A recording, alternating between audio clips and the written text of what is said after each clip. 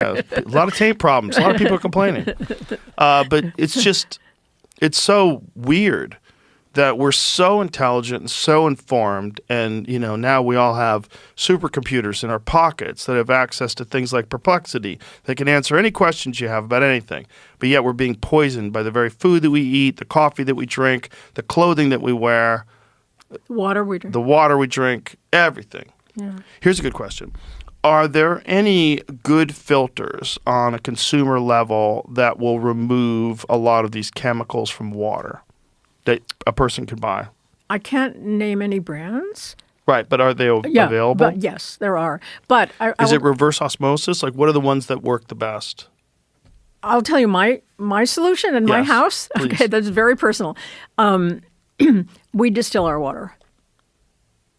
Mm-hmm. So the water out of the tap Mm-hmm. goes into a big container, and then it's boiled.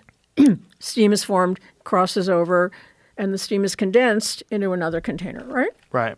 And that has nothing in it and removes everything. And by the way, all germs also. So that's what we've chosen. And then in this thing that sits on the counter, my husband does this every other day. It's kind of a nuisance, but not too bad. And the water is fantastic. Do you have to remineralize it?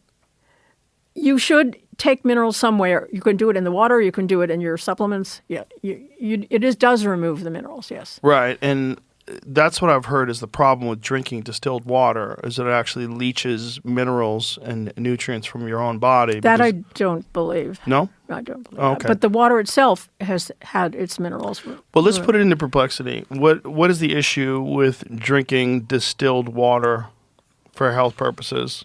And is it recommended that you add electrolytes or minerals or what have you?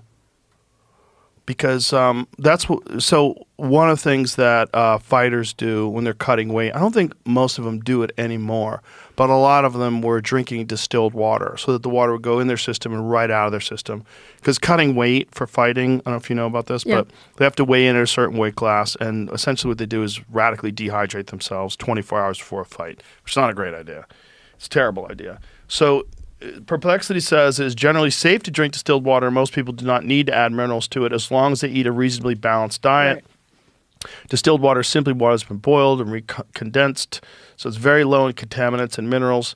Health sources note that it is safe to drink, but tends to taste flat because minerals like calcium, magnesium are removed.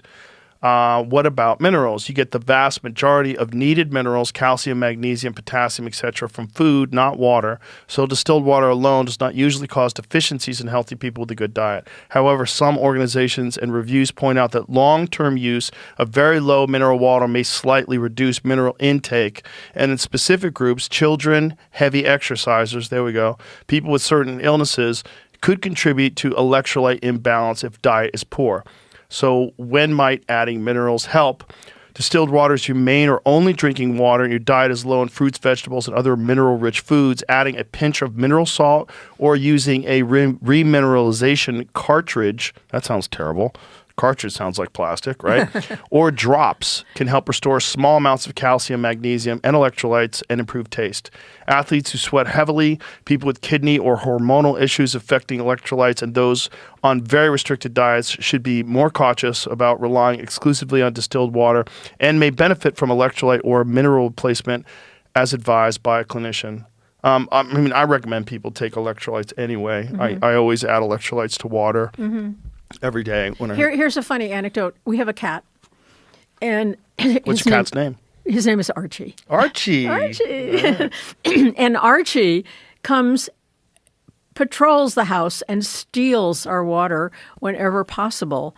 He comes and drinks from our glasses unless we cover them up. So I think Archie probably likes your water because it doesn't smell like poison to him. He loves our water. And he has the choice of his own water, which comes out of the tap, and he will 100% prefer our distilled water. Which makes sense. If you think about a cat's sense of smell, it's got to be off the charts. Yeah. So he can probably smell like this water's got a bunch of junk in it. And when you do the process, which Stephen does, every other day, and he goes to clean the container that you put the water in, it stinks. It really stinks. You would be shocked. Wow. Well, we have a crazy filter at our house. We have well water, and then we have this crazy filter, this giant machine that filters all the water. It tastes delicious, but it's not distilled.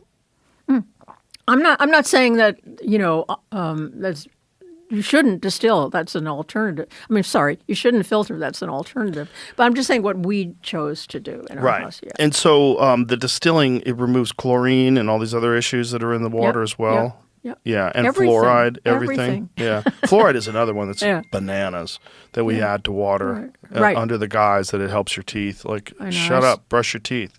Yeah. You know, I don't have any cavities. I don't use fluoride. I have No. fluoride-free toothpaste. I Yeah. don't have fluoride in my water. Yeah. It's dumb. It's not just dumb. It's completely connected to lower IQs. There's a direct correlation between higher fluoride content in water and lower IQs. But there's a giant business involved in selling fluoride to these municipal water supplies. I know. Which is nuts. More poison.